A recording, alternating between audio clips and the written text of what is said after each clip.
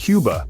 Just the name brings to mind so many pictures, like a beautiful artwork made of bright culture, exciting history, and amazing beauty. Salsa music plays on sunny streets where old American cars drive past colorful old buildings. This island country, sitting in the warm Caribbean Sea, is beautiful and exciting. But behind the famous beaches and music is a complicated story. A story of the struggles and successes of its people. This is Cuba, a land of differences, opposites, and lasting charm. From the moment you arrive in Cuba, the island casts its spell. The air, filled with the smell of flowers and cigars, carries the sounds of laughter and Spanish. The warmth of the sun matches the smiles of the Cuban people. You can see their strength in everything they do. But under the surface is a country dealing with tough political and economic problems, a place where the past still affects the present. Cuba has great weather, just like its exciting culture. Warm, welcoming, and sometimes very passionate.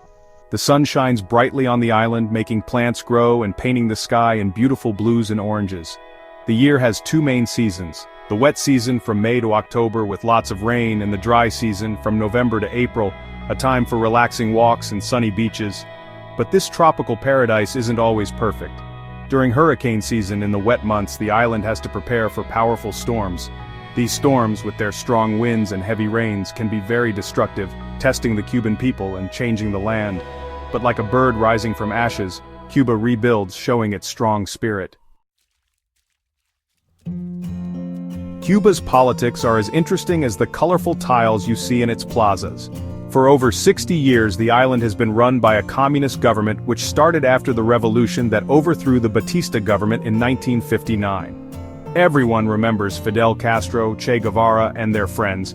They're symbols of a revolution that promised fairness and freedom. But things haven't been easy. When the Soviet Union, Cuba's main supporter, collapsed in the early 1990s, Cuba faced a big economic crisis. There wasn't enough food, medicine, or fuel. Even now, people still feel the effects of this time. Despite some changes in recent years, Cuba's economy is still weak, hurt by the long U.S. embargo and problems with its centralized system. You can't go to Cuba and not visit Havana, its amazing capital city. Walking in Havana is like going back in time. Old American cars drive down the Malecón, shining in the sun. The air smells of cigars and salsa music plays everywhere, making you want to dance. In the middle of the city is Old Havana, a UNESCO World Heritage Site full of history.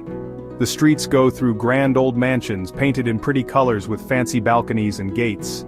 Here, history feels alive in the old stones and the happy sounds that seem to stay in the air. Section 5. More than the capital, Havana is wonderful, but Cuba has much more to offer. From the beautiful beaches of Veradero to the green valleys of Vinales, the island has lots of different landscapes and things to do. In the middle of the island is Trinidad, a colonial town that feels like it's frozen in time. It's a UNESCO World Heritage Site, and visitors love its streets, colorful houses, and music. If you love nature, you must see the Vinales Valley.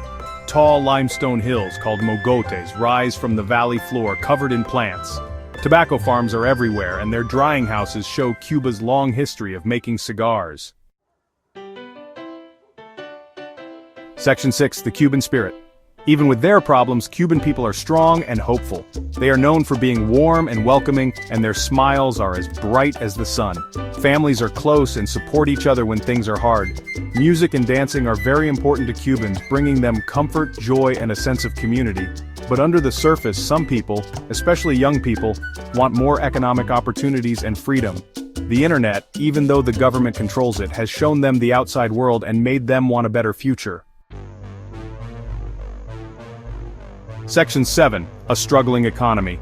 Cuba's economy is a mix of government control and some private businesses. The government still runs big industries, healthcare, and education, but some small private businesses are now allowed.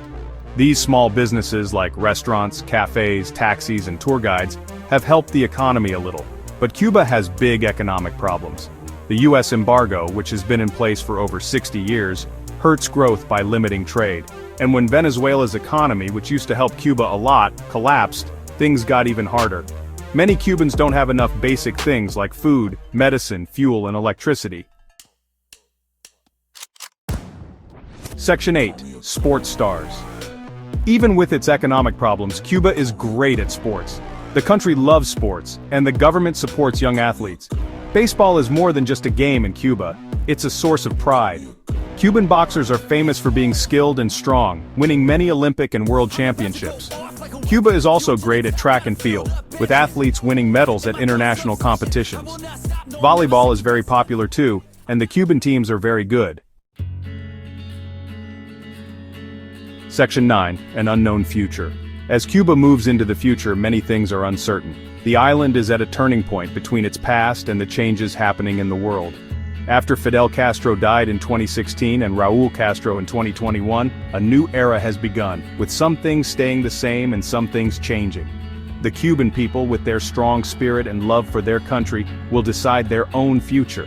Will they find a way to balance their socialist beliefs with the need for a better economy and more freedom? We don't know yet. But one thing is sure, Cuba, with its fascinating history, culture and strength, will continue to amaze and inspire the world for a long time.